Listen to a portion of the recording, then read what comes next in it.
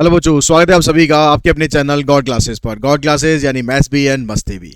तो बच्चों, आज की जो क्लास है उसमें हम वन शॉट करने वाले हैं इन्फ्रेंशियल स्टेट्स का। सबसे पहले तो ये इन्फ्रेंशियल स्टेट्स का मतलब क्या है कि जैसे हम डिस्क्रिप्टिव स्टेट्स में पढ़ते थे, जो आपने 11th में पढ़ा था नहीं पढ़ा था वो आपको पता है। ठीक है, 11th में हमने ये करा था कि जो डिस्क्रिप्टिव स्टेट्स था उसमें जो डाटा हमारे पास होता था उस पूरे डाटा का हम यूज़ करते थे, और फिर हम एक उसका mean, standard deviation, variance, coefficient of variation, बहुत सारी चीज़ें हमने निकाली थी 11th में। तो वो सब चीज़ें हम निकालते थे। लेकिन जब हम इन्फ्रेंशियल स्टेट्स की बात करते हैं तो हमारे पास डाटा इतना वास्ट होता है, इतना ज़्यादा होता है कि हम उस पूरे डाटा को यूज़ करें तो कैलकुलेशन बहुत लंबी, बहुत टीडियस टास्क जो है ना, बहुत टीडियस टास्क हो जाता है वो। तो ऐसे सिचुएशन में हम क्या करते हैं, इन्फ्रेंशियल स्टेट्स का यूज़ करते हैं। हम उस पूरे सैंपल में से सारे कुछ डाटा ना लेकर कुछ डाटा पिक करते हैं, और उस डाटा के हिसाब से हम मीन, स्टैंडर्ड डेविएशन, जो भी हमें चाहिए वो हम निकालते हैं। और फिर हम ये कहते हैं कि भाई ये डाटा पॉपुलेशन का डाटा है। ठीक है, जैसे आपने देखा कि भाई कोविड के टाइम पर अलग अलग जोन से, अलग अलग एरिया से वो निकालते थे भाई इम्यूनिटी लेवल जो है लोगों का ना, वो कितना, मतलब कितनी इम्यूनिटी उनके अंदर बन चुकी है। ठीक है, अब वहाँ पर जाके वो टेस्ट करते थे कुछ लोगों के ऊपर। अब कुछ लोगों के ऊपर टेस्ट करते थे और बताते थे कि भाई इस एरिया के लोगों के ना यहाँ पर ये इतना इम्यूनिटी लेवल है। ठीक है, यहाँ पर ये इतना इनके अंदर इम्यूनिटी लेवल इनका इतना बन चुका है, डोज लेने के बाद या डोज लेने से पहले, वो जो भी क्राइटेरिया है वो डिसाइड करते हो।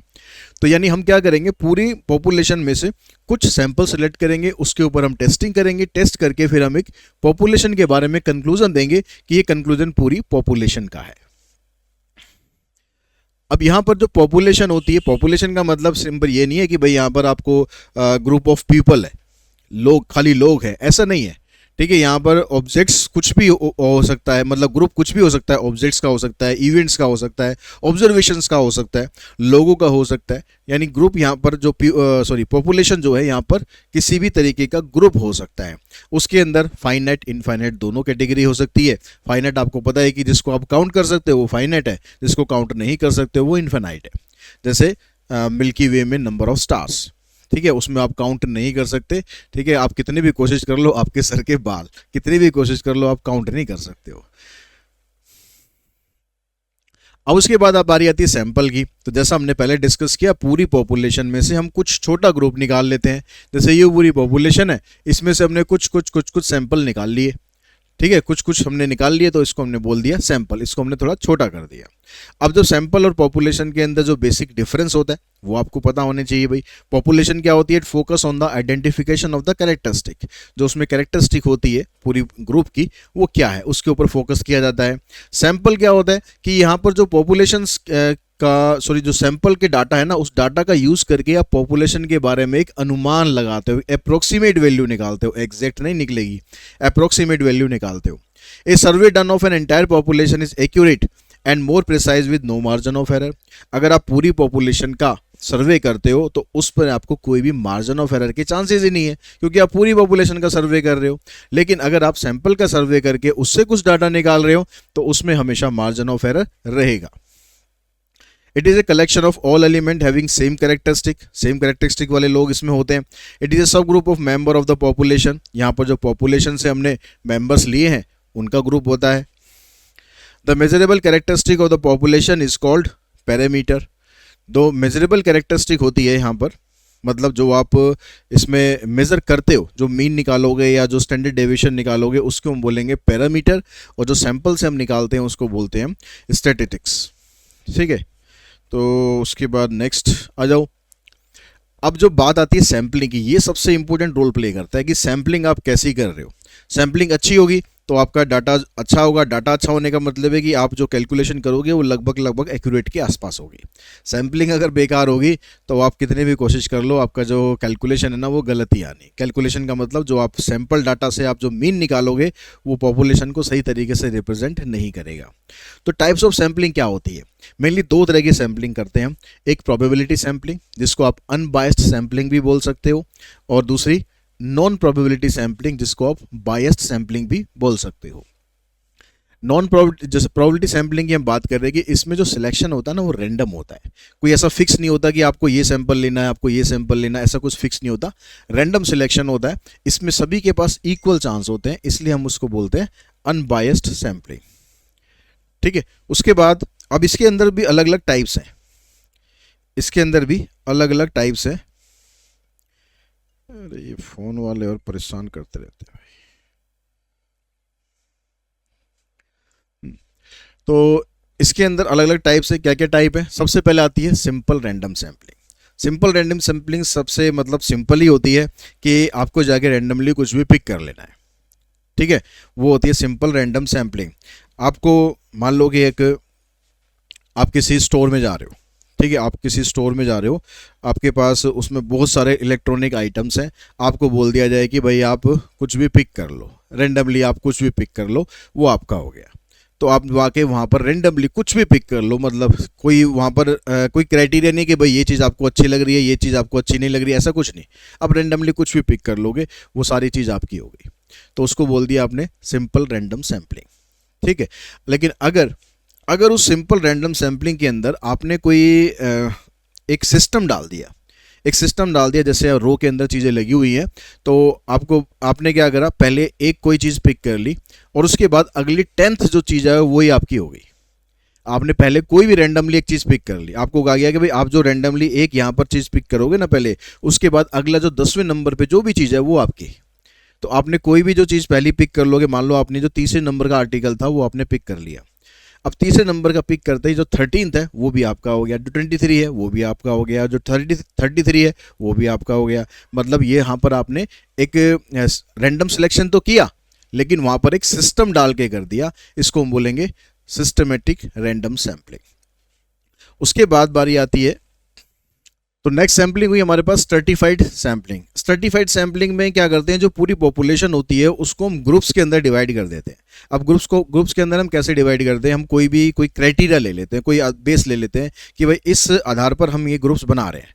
जैसे हमने ले लिया, मान लो हमने एज ग्रुप बना लिया कि भाई जो पहले जो 10 साल तक के जो है ना वो सारे एक ग्रुप में कर दिए, 10 से 15 साल वाले एक ग्रुप में कर दिए, 15 से 20 वाले एक में कर दिए, 20 से 30 वाले एक में कर दिए। इस तरह से हमने कुछ भी एक क्राइटेरिया सेट करके अलग अलग हमने ग्रुप्स बना दिए। अब हम क्या करेंगे, हर ग्रुप में से हम कुछ कुछ सैंपल सेलेक्ट कर लेंगे। तो उससे क्या होगा, ये पूरी पॉपुलेशन को जो हम बनाएंगे ना, अब वो पूरी पॉपुलेशन को रिप्रेजेंट करेगा, क्योंकि हमने हर ग्रुप से कुछ ना कुछ सैंपल लिया है, ठीक है। इसको हम बोलते हैं स्ट्रेटिफाइड सैम्पलिंग। और उसके बाद बारी आती है क्लस्टर सैम्पलिंग की। क्लस्टर सैम्पलिंग के अंदर भी ना हम ग्रुप्स बनाते हैं, क्लस्टर सैम्पलिंग में भी हम ग्रुप्स बनाते हैं, लेकिन यहाँ पर फ़र्क क्या होता है, यहाँ पर जो हम ग्रुप्स बनाते हैं ना वो हेट्रोजीनियस ग्रुप बनाते हैं। जो स्ट्रेटिफाइड थी उसमें हमने होमोजीनियस ग्रुप बनाए थे। हमने कोई भी एक क्राइटेरिया लेके, जैसे 10 साल तक के हमने ले लिए, उसमें सारे 10 साल तक के हैं, 10 से 15 वाले में 10 से 15 वाले हैं, वो होमोजीनियस ग्रुप है। यहाँ पर हेट्रोजीनियस ग्रुप बना दिया हमने, मतलब यहाँ पर हमने जैसे अलग अलग, यहाँ पर ये काम जब आता है जब आपके पास पॉपुलेशन काफ़ी डिस्पर्स होती है, ठीक है। जैसे मान लो आपको कोई टास्क दिया गया कि आपके क्लस्टर के जितने भी स्कूल हैं ना, उन स्कूल के आपको वो निकालनी है, परफॉर्मेंस निकालनी है। तो और फिर उसके बाद आपको डाटा आपको आगे प्रेजेंट करना है। तो आप क्या करोगे, जितने भी आपके क्लस्टर के स्कूल हैं, सारे स्कूलों में तो आप जाने से रहे, ठीक है, बहुत ज़्यादा स्कूल हो गए, तो आप क्या करोगे, उनको भी अलग अलग ग्रुप्स में डिवाइड कर दोगे। मान लो आपने एक जोन के ग्रुप्स बना दिए अलग, एक जोन के ग्रुप्स बना दिए अलग, एक जोन के 4 जोन आपने सेलेक्ट कर लिए, और आपने हर जोन के अंदर जो 5-5, 6-6 स्कूल थे वो आपने डाल दिए। अब आप क्या करोगे, अब वहाँ से आप सारे के सारे स्कूल्स को सिलेक्ट नहीं करोगे, उसमें से कुछ को सिलेक्ट कर लोगे, उसमें से कुछ ग्रुप को सिलेक्ट कर लोगे, पूरे ग्रुप को सिलेक्ट कर लोगे। जैसे 5 स्कूल थे, 5 स्कूल में से आप कोई एक स्कूल सिलेक्ट कर लोगे, ठीक है। आपने वहाँ पर क्या, आपने ये नहीं करा कि हर स्कूल में से कुछ कुछ स्टूडेंट ले लिए, आपने एक पूरे स्कूल को चूज़ कर लिया। और पूरे स्कूल को चूज़ करने का मतलब है कि उसके अंदर जितने भी सैंपल को रिप्रेजेंट कर रहे थे वो सारे के सारे लोग आ गए। तो ऐसे करके आप 3-4 ग्रुप्स ऐसे सिलेक्ट कर लेंगे, तो उसके बाद आप उसमें जो भी टेस्टिंग करेंगे, वो टेस्टिंग करने के बाद आप एक रिजल्ट दे सकते हो जो कि पूरी पॉपुलेशन को रिप्रेजेंट करता है। तो क्लस्टर के अंदर सारे ग्रुप्स को आपको नहीं लेना, कुछ ग्रुप्स को ले लेना है। लेकिन स्ट्रेटिफाइड में क्या था, हर ग्रुप से आपको कुछ कुछ सैंपल जरूर लेने पड़ेंगे, तभी वो आपकी पूरी पॉपुलेशन को रिप्रेजेंट करेंगे। तो बेसिक डिफरेंस दोनों में ये होता है। उसके बाद आती है हमारे पास नॉन प्रोबेबिलिटी सैंपलिंग। अब नॉन प्रोबेबिलिटी का मतलब हो गया कि जहां पर सैंपल के पास इक्वल नंबर ऑफ चांस ना हो, इसीलिए हम इसको बोलते हैं बायस्ड सैंपलिंग। तो बायस्ड सैंपलिंग में सबसे पहली हमारे पास सैंपलिंग आती है कन्वीनियंस सैंपलिंग। तो कन्वीनियंस सैंपलिंग में मतलब जो आप अपने हिसाब से चूज करते हो कि आपको सैंपल क्या लेना है क्या नहीं लेना। जैसे हमने स्टार्टिंग में एग्जांपल लिया कि आपको किसी स्टोर में छोड़ दिया है और आपको चॉइस दे दी है कि भाई अब आप यहाँ से कुछ भी सिलेक्ट कर लो। जब रैंडम सैंपलिंग थी तो आपने रैंडमली सिलेक्ट किया, लेकिन जब आपके पास कन्वीनियंस सैंपलिंग आ गई तो अपनी कन्वीनियंस देखोगे यार आपके लिए ज़रूरी क्या है। ठीक है, आपको पीसी चाहिए तो आपने पीसी सिलेक्ट कर लिया, ठीक है, आपको लैपटॉप चाहिए आपने लैपटॉप सेलेक्ट कर लिया, आपको टैब चाहिए तो आपने टैब सेलेक्ट कर लिया।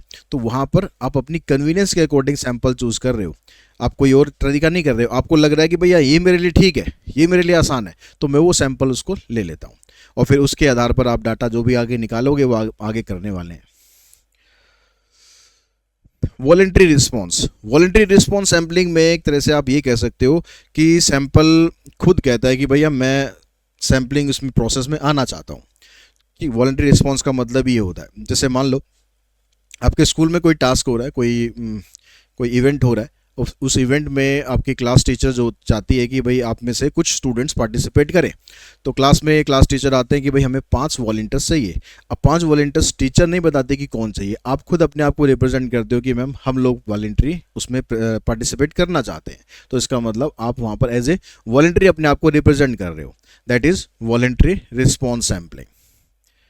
उसके बाद आता है हमारे पास जजमेंट सैम्पलिंग। ठीक है, जजमेंट सैम्पलिंग का मतलब हो गया कि जहाँ पर कुछ लोग बैठे होंगे, कुछ जजेस बैठे होंगे और वो सैंपल चूज़ करेंगे। और ये आप लोग हो सकता है आप लोगों ने पहले फेस किया हो, या आगे वाले आने वाले टाइम में ज़रूर फेस करोगे। आप कहीं इंटरव्यू देने जाओगे, ठीक है, अब इंटरव्यू में 4-5 लोग आगे बैठे होते हैं, आप अपने आंसर से उनको इंप्रेस करने की कोशिश करोगे, कुछ होंगे कुछ नहीं होंगे। तो वहाँ पर जो जजेज है वो मैटर करेंगे कि भाई उनका ओपिनियन क्या है, वो अपना डिसीजन बताएंगे, उसके आधार पर फिर सिलेक्शन होगा। That is called judgement sampling. उसके बाद आती है snowball sampling. Snowball sampling marketing line में बहुत पॉपुलर है।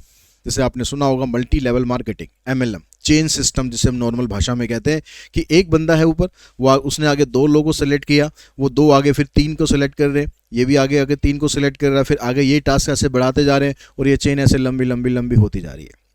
इसको स्नोबॉल सैम्पलिंग इसलिए बोलते हैं क्योंकि स्नोबॉल में भी क्या होता है कि आप स्नोबॉल को जब आप रोल करते हो बर्फ़ के अंदर, तो स्नो उसमें इकट्ठी होती जाती है और वो जुड़ते जाते हैं, ठीक है, और वो बॉल जो है वो बड़ी से बड़ी होती जाती है। तो सेम काम यहाँ पर होता है, एक से स्टार्ट हुआ है और ये बढ़ते बढ़ते बढ़ते बढ़ते ये बहुत सारे बन जाएंगे, तो इसको बोलते हैं हम snowball sampling. Representative and unrepresentative sample, ये जैसे हमने स्टार्टिंग में भी डिस्कस किया कि आपका सैंपल डिपेंड करता है कि सैंपल जो टास्क आप करने वाले हो ना उसके लिए आप सैंपल क्या ले रहे हो। आपका सैंपल अगर अच्छा है तो आप उसमें सही तरीके से रिप्रेजेंट करोगे, उसको हम बोलेंगे रिप्रेजेंटेटिव सैंपल। लेकिन अगर आप सैंपल गलत ले रहे हो तो उसको हम बोलेंगे अनरिप्रेजेंटेटिव सैंपल। ठीक है, अब अगर मान लो आप एक सर्वे कंपनी है, और वो सर्वे कंपनी है या किसी यूनिवर्सिटी के बारे में कोई रिपोर्ट उसे तैयार करनी है, ठीक है, अब उसे यूनिवर्सिटी के बारे में रिपोर्ट तैयार करने की, इस यूनिवर्सिटी का एजुकेशन सिस्टम कैसा है, यहाँ की फैकल्टी कैसी है, तो इस तरीके से उसे एक रिपोर्ट तैयार करनी है। अब वो रिपोर्ट तैयार करने के लिए किसके पास जाती है, वो जाती है जो क्लास 7th 8th में पढ़ रहे हैं, 9th 10th में पढ़ रहे हैं बच्चे, उनके पास जाती है और उनसे उनके रिव्यूज़ पूछती है कि इस यूनिवर्सिटी के बारे में आप रिव्यू बताओ। अब वो बच्चा जो उस यूनिवर्सिटी में कभी गया ही नहीं है, जिसको उससे अभी लेना देना ही नहीं है, अगर 12th क्लास में हो तो चलो फिर भी ठीक है, भाई बच्चे ने रिसर्च शायद करी हो उस यूनिवर्सिटी के बारे में, लेकिन 9th 10th का बच्चा, 7th 8th का बच्चा उसके बारे में कुछ रिसर्च नहीं करता होगा। और उससे जाके अगर हम पूछें कि भाई उस यूनिवर्सिटी का रिव्यू क्या है, आप क्या सोचते हो कि उसकी फैकल्टी कितनी है और कैसी है, उसकी फैकल्टी अच्छी है कि नहीं है, वहाँ का जो एटमॉस्फेयर है वो स्टूडेंट ओरिएंटेड है या नहीं है, तो मतलब वो क्या बताएगा आपको। तो वो हो गया हमारा अनरिप्रेजेंटेटिव सैंपल। लेकिन अगर आप उसी यूनिवर्सिटी के बारे में उन लोगों से पूछो जो वहाँ से पढ़े हों या उस एज ग्रुप के हों जो कॉलेज में एडमिशन लेना चाहते हैं, वो रिसर्च करते होंगे, या टीचर्स जो वहाँ पर काम करते हैं, या मैनेजमेंट कंपनी का कोई बंदा जो वहाँ पर काम करता हो, ठीक है, इस तरीके के लोगों से अगर हम पूछेंगे तो वो हमें एक सही चीज़ बता पाएंगे कि वहाँ पर जो कैंपस है उसका माहौल किस तरीके से है, वहाँ पर जो फैकल्टी है वो कैसी है, तो उसको हम बोलेंगे रिप्रेजेंटेटिव सैंपल। अब उसके बाद जैसे हम रिप्रेजेंटेटिव सैंपल अगर सिलेक्ट करते हैं तो उसके अंदर हमारे एरर होने के चांसेस कम होंगे। अब रिप्रेजेंटेटिव सैंपल अच्छा भी होना चाहिए और उसके अंदर इनफ नंबर ऑफ डाटा भी होना चाहिए। जैसे मान लो अगर आप 1000 लोगों के बारे में कोई सर्वे करना चाहते हो और आप उसमें से सिर्फ 10 लोगों के बारे में पूछो, 10 लोगों के डाटा लेकर उससे आप एक कंक्लूजन पर आओ, तो वो आपका सैंपल सही नहीं है। बेशक आपने सही लोगों से पूछा हो, लेकिन क्योंकि डाटा जो है वो आपके पास इनफ नंबर में नहीं है।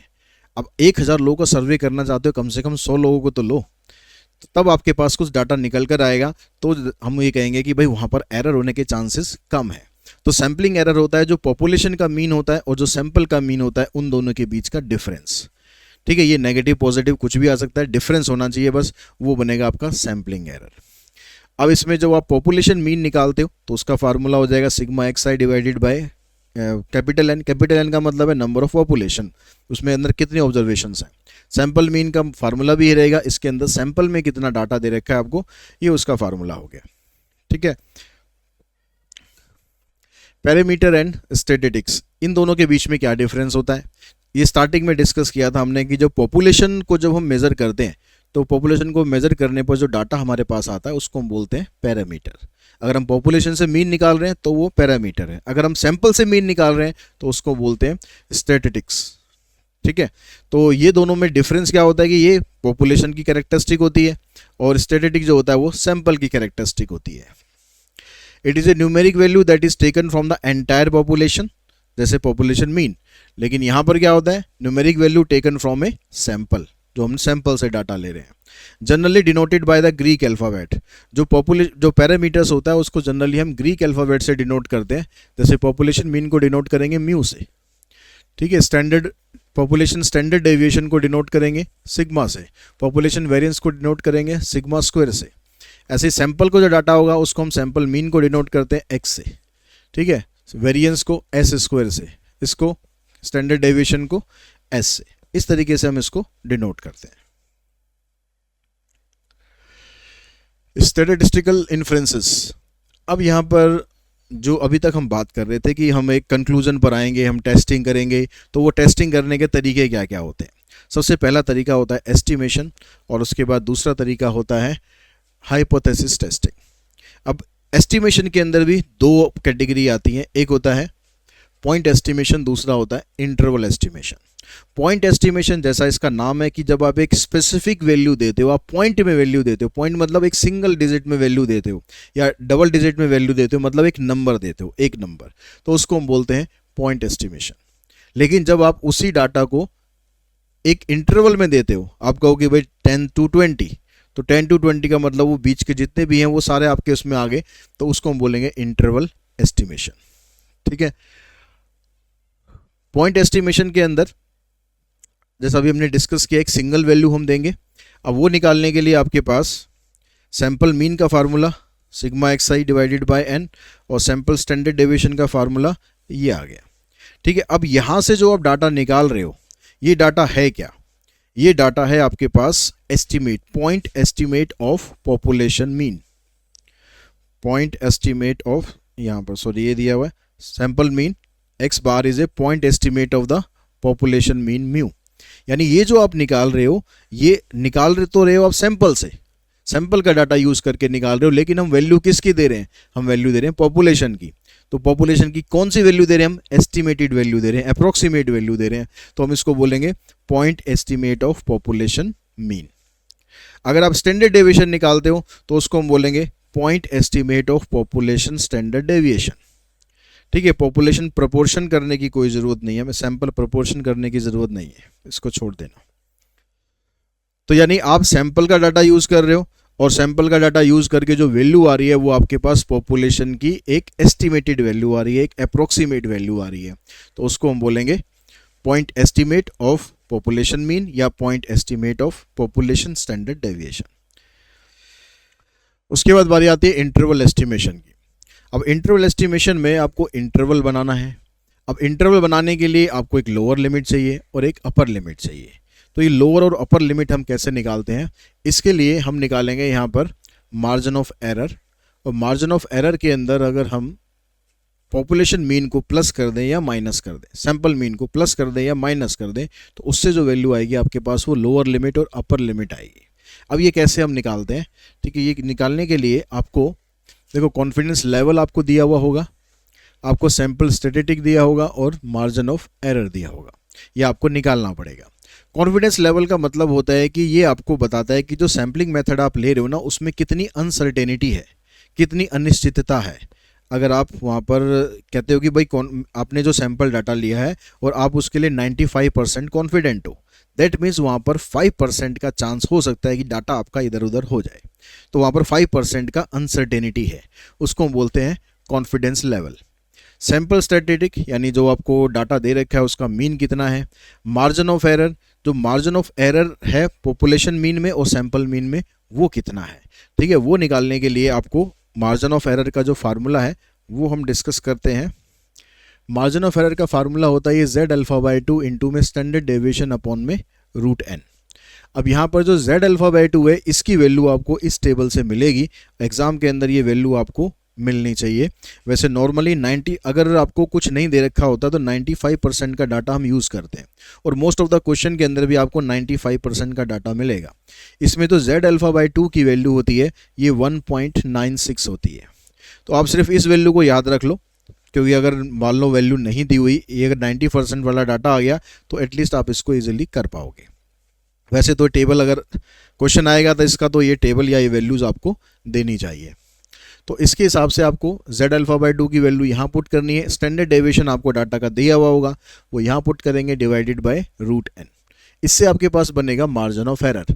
तो मार्जिन ऑफ एरर को जब आप सैंपल मीन के साथ प्लस माइनस करोगे तो प्लस करने पर आपको अपर लिमिट मिल जाएगी और माइनस करने पर आपको लोअर लिमिट मिल जाएगी।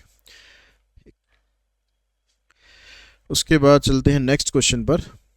नेक्स्ट क्वेश्चन आपके पास सेंट्रल लिमिट थ्योरम। तो सेंट्रल लिमिट थ्योरम कहती है कि अगर आपके पास कोई पॉपुलेशन है उसका कर्व आपने कैसा भी बना रखा हो पहले, ठीक है, पहले कर्व आपका इस डायरेक्शन में जाए, पहले कर्व आपका मतलब ये इस तरीके का कर्व है या इस तरीके का कर्व है या इस तरीके का कर्व है, ठीक है, या फिर ऐसा है या फिर यहाँ पर ये इस तरीके का है या फिर कर्व आपका ऐसे है, यानी कर्व कैसे भी हो। अगर आप इस पॉपुलेशन में से कम 30 का सैंपल लेते हो और फिर अगर आप उसका कर्व बनाते हो तो कर्व आपका हमेशा नॉर्मल डिस्ट्रीब्यूशन कर्व की शेप में ही आएगा। लेकिन उसके लिए कम से कम आपके पास सैंपल साइज कम से कम 30 का होना चाहिए।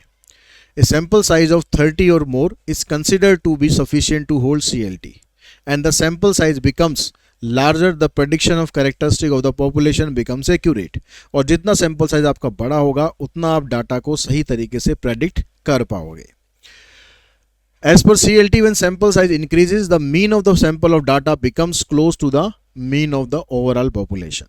और CLT के अकॉर्डिंग कह रहा है कि जैसे आप जितना मतलब बड़ा सैंपल लेते हो तो सैंपल का मीन और पॉपुलेशन का मीन ऑलमोस्ट सेम हो जाएगा। तो यानी हमारे पास सीधा सीधा फार्मूला क्या बना कि जो एक्सपेक्टेड वैल्यू है यानी EX, यानी आप कह सकते हो कि मीन, ठीक है, मीन ऑफ सैंपल किसके बराबर हो जाएगा, पॉपुलेशन मीन के बराबर। और अगर आप स्टैंडर्ड डेविएशन निकालते हो तो स्टैंडर्ड डेविएशन का फार्मूला होगा standard deviation of population divided by root n। या अगर आप वेरिएंस का यूज करते हो तो variance of sample is equals to variance of population divided by n। उसके बाद फिर आता है standard error. Standard error of mean अगर निकालने के लिए बोलता है तो उसके लिए भी आप सेम ही फार्मूला यूज करोगे, population standard deviation divided by root n। तो जैसा क्वेश्चन में पूछा हो उसी हिसाब से आप अपना आंसर यूज करना। उसके बाद आता है हाइपोथेसिस टेस्टिंग, जिसका क्वेश्चन हमारा 3 मार्क्स में नॉर्मली आ सकता है। अब यहाँ पर हाइपोथेसिस टेस्टिंग के अंदर आपको क्या करना होता है, 2 हाइपोथेसिस बनाने होते हैं। In order to make decision it is useful to make some assumption about the population. हमें कोई डिसीजन लेना है तो उसके लिए हम पॉपुलेशन के बारे में कुछ एज्यूम करते हैं। सच assumption which may or may not be true are known as hypothesis. अब वो जो एजम्पशन आपने करी है वो ज़रूरी तो नहीं है कि वो ट्रू हो, ठीक है, ज़रूरी तो नहीं है कि वो फॉल्स हो, तो उसी को हम बोलते हैं हाइपोथेसिस। तो इसलिए हमारे पास 2 तरीके के हाइपोथेसिस होते हैं, नल हाइपोथेसिस और ऑल्टरनेटिव हाइपोथेसिस। नल हाइपोथेसिस का मतलब हो जाता है कि there is a no significance difference between a parameter and a specific value. मतलब जो आपने सोचा है पॉपुलेशन के बारे में वो लगभग ठीक है, उसमें कोई ज़्यादा फर्क नहीं है, that is called null hypothesis. लेकिन ऑल्टरनेट हाइपोथेसिस बनेगा अगर जो आपने सोचा है और जो एक्चुअल में है उन दोनों में डिफरेंस बहुत ज़्यादा है, तो उसको हम बोलेंगे ऑल्टरनेट हाइपोथेसिस। ठीक है, इसके बाद जो नेक्स्ट टॉपिक हमारे पास वो है डिग्री ऑफ फ्रीडम। अब डिग्री ऑफ फ्रीडम का क्वेश्चन भी MCQ में लास्ट ईयर आया था। डिग्री ऑफ फ्रीडम में अगर आप 1 सैंपल टेस्ट लेते हो तो फार्मूला होता है n-1, और अगर 2 सैंपल टेस्ट लेते हो तो होता है n1 + n2 - 2। ठीक है, जैसे हमारे पास ये कह रहा है कि एक क्लासरूम है, उसके अंदर सिटिंग कैपेसिटी है 25 स्टूडेंट्स की। The first 25 student have a choice to sit but the 25th student can only sit on the 1 remaining seat. 25 student है हमारे पास, अगर और आपके पास 25 सीटिंग कैपेसिटी है, जो पहला स्टूडेंट आता है उसके पास 25 चॉइसेस होती है, कहीं भी बैठ जाओ भाई। जो दूसरा स्टूडेंट आता है उसके पास एक चॉइस कम हो जाती है, लेकिन चॉइस तो होती है। ऐसे 24th नंबर पे जो स्टूडेंट आता है उसके पास भी 2 चॉइसेस होती हैं कि वो इस सीट पर बैठे या इस पर बैठे, लेकिन जो 25th स्टूडेंट आता है उसके पास कोई चॉइस नहीं होती। तो यहाँ पर जो नंबर ऑफ चॉइसेस है वो आपके पास 24 स्टूडेंट तक है, यानी जो डिग्री ऑफ फ्रीडम है वो है n-1, यानी 25 - 1 इक्वल्स टू 24। ऐसे 2 सैंपल अगर होंगे तो उसमें n1 + n2 - 2 कर देंगे। जैसे यहाँ पर कह रहा है कि evaluate the degree of freedom for a given sample of sequence, कितने हैं यहाँ पर 1 2 3 4 5 6 7 8 9 10। तो डिग्री ऑफ फ्रीडम कितना आ जाएगा इसका 10 - 1, यानी 9 आ जाएगा। ठीक है, जैसे यहाँ पर 2 सैंपल हैं 1 2 3 4 5 6 7 8, n1 की वैल्यू है 8, n2 की वैल्यू है 6, तो इसका डिग्री ऑफ फ्रीडम क्या बनेगा n1 + n2 - 2, यानी ये आ जाएगा 12। अब उसके बाद जो हाइपोथेसिस टेस्टिंग है, जो आपका क्वेश्चन आएगा इसमें, जो प्रैक्टिकल क्वेश्चन आएगा उसमें आपको टी टेस्ट यूज़ करना होगा। तो अब टी टेस्ट जब आप यूज़ करेंगे तो उसके लिए क्या क्या फार्मूले हमारे पास है वो हम एक बार समझ लेते हैं। जब टी टेस्ट का फार्मूला लगाओगे तो फार्मूले में यहाँ पर आता है T = sample mean minus hypothesized mean, यानी जिस मीन को आप कंपेयर कर रहे हो, जिस पॉपुलेशन मीन को आप कंपेयर कर रहे हो वो divided by standard deviation of population divided by √n। अब यहाँ पर आप देख रहे हो कि यह वाला फार्मूला, ये भी टी टेस्ट के लिए फार्मूला है, ये भी टी टेस्ट के लिए फार्मूला है, लेकिन दोनों में फ़र्क है। यहाँ पर n है, यहाँ पर n-1 है। तो आप ये कह सकते हो यहाँ पर ये जो s यूज़ हो रहा है ये पॉपुलेशन का स्टैंडर्ड डेविएशन है, यहाँ पर जो s यूज़ हो रहा है स्मॉल s, ये है सैंपल का स्टैंडर्ड डेविएशन। ये दोनों में फ़र्क होता है। या उसके बाद 2 सैंपल टेस्ट का जो फार्मूला होता है उसमें t का फार्मूला ये हो गया x बार - x2 बार, मतलब 2 अलग अलग हमारे पास जो 2 सैंपल होंगे उन दोनों सैंपल का मीन का डिफरेंस वो आ गया, divided by s divided by 1/n1 plus में 1/n2। s अगर आपको दे रखा है तो ठीक है स्टैंडर्ड डेविएशन, अगर नहीं दे रखा तो आप इस फार्मूले से भी s निकाल सकते हो। अब यहाँ पर पहले वाले केस में क्या होता है, जो वेरिएंस होता है इसके दोनों इक्वल होते हैं, या स्टैंडर्ड डेविएशन कह सकते हो आप, इक्वल होते हैं, तो वो यहाँ पर s यहाँ पर आ जाता है। लेकिन अगर दोनों के स्टैंडर्ड डेविएशन अलग अलग दे रखे हों तो फार्मूला आप ये वाला यूज़ करोगे s1² प्लस में s2² डिवाइडेड बाय n1, यहाँ पर है n2। तो जैसा भी डाटा आपको दे रखा होगा उस हिसाब से आप ये वाला या ये वाला वो फार्मूला यूज़ करना। रिजेक्शन रूल यहाँ पर भी वही रहेगा कि t की वैल्यू > t अल्फा या t अल्फा/2 आती है तो नल हाइपोथेसिस रिजेक्ट हो जाएगा, ऑल्टरनेट एक्सेप्ट हो जाएगा।